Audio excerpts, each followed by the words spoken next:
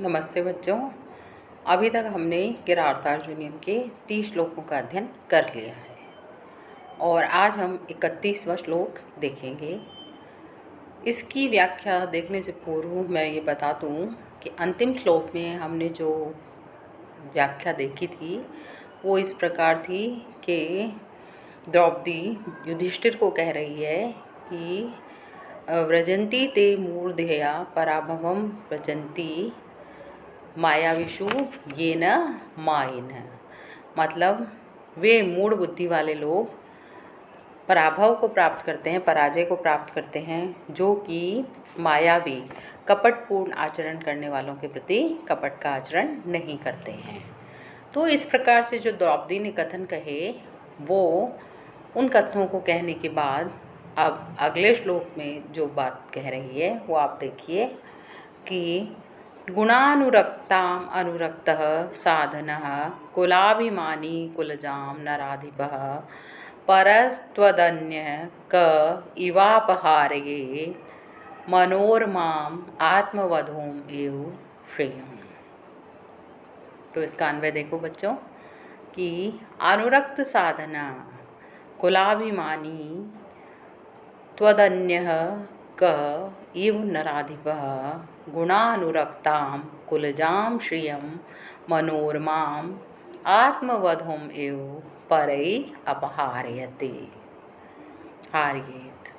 तो अनुरक्त साधना जो अनुराग रखने वाले सहायकों से युक्त है और कुलाभिमानी कुल के प्रति भी अभिमान रखने वाला है, अनुराग को प्रेम को रखने वाला है, ऐसा त्वत् अन्य है तुम्हारे से कौन अन्य क यानी कौन दूसरा व्यक्ति ऐसा होगा, ऐसा इव नराधिपः इस तरीके का राजा होगा जो गुणानुरक्ताम गुणों में अनुराग रखने वाली कुलजाम श्रियम ये जो कुलीन राजलक्ष्मी थी जो कि किसको प्राप्त हुई थी, युधिष्ठिर को प्राप्त हुई थी, मनोरमाम आत्मवधूम उसने क्या किया, उस सुंदर मनोरम आत्मवधूम अपनी पत्नी के समान इव यानी समान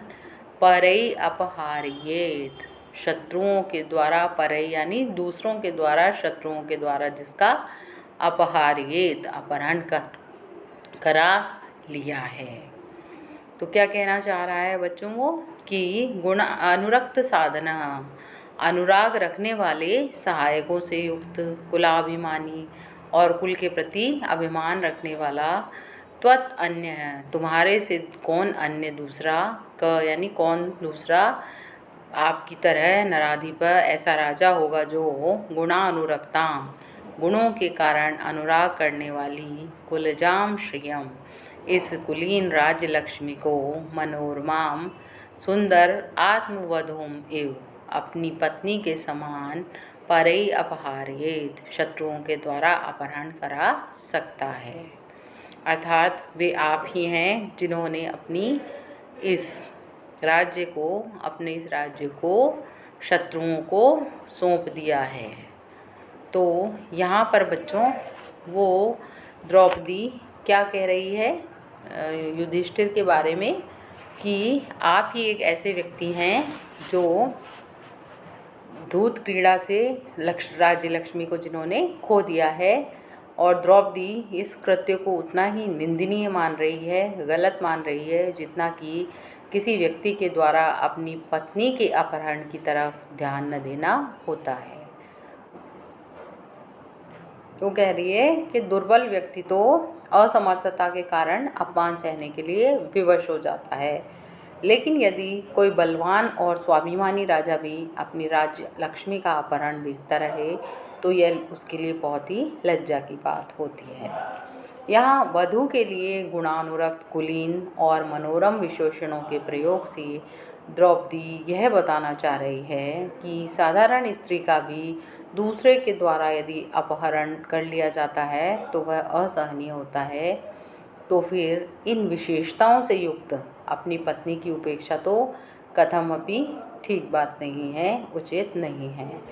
इस प्रकार यदि राज्य लक्ष्मी का शत्रुओं के द्वारा अपहरण कोई शक्तिशाली शासक देखता रहे तो ये उसके लिए अपमान की बात होती है।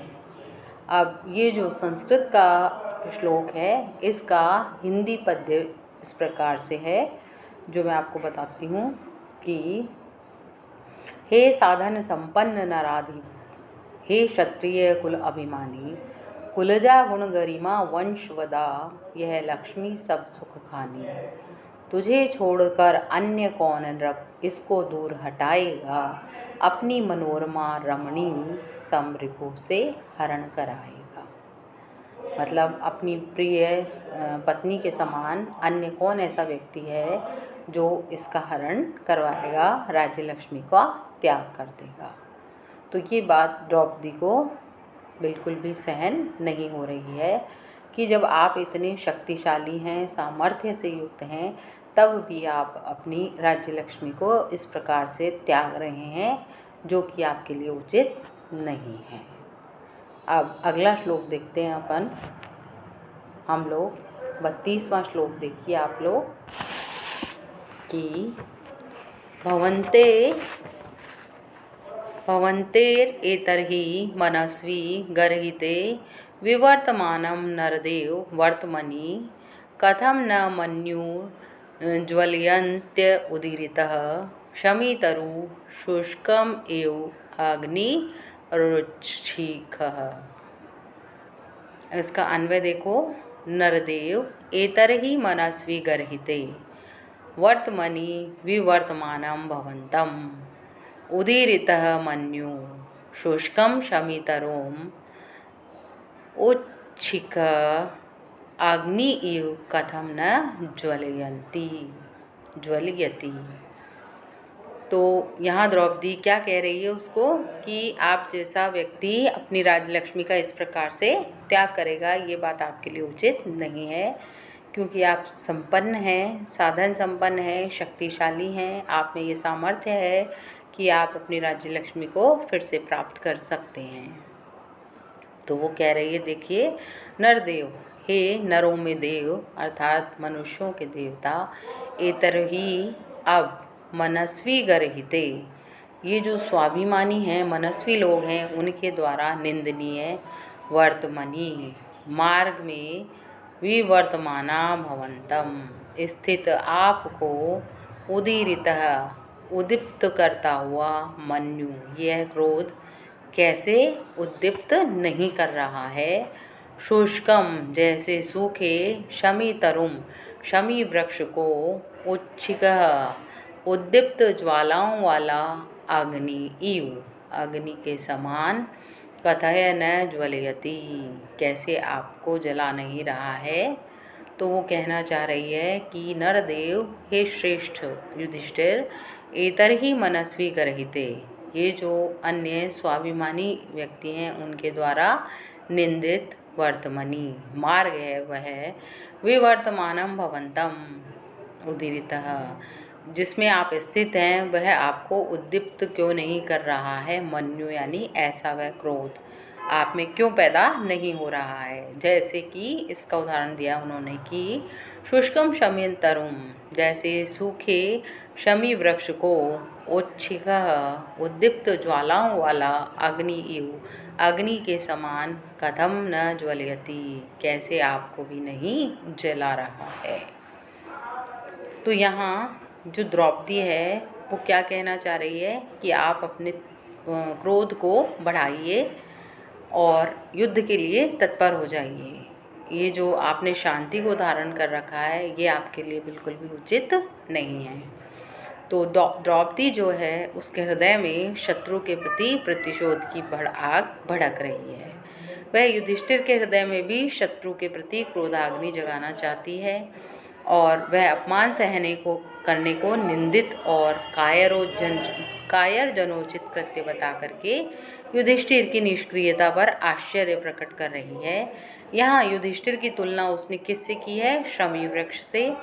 और उसका उदाहरण देखिए, वो ये कहना चाह रही है कि जैसे शमी वृक्ष में आग स्वभावतः विद्यमान रहती है, वैसे ही क्षत्रिय होने के नाते युधिष्ठिर के हृदय में भी वो अमर्ष विद्यमान होना चाहिए।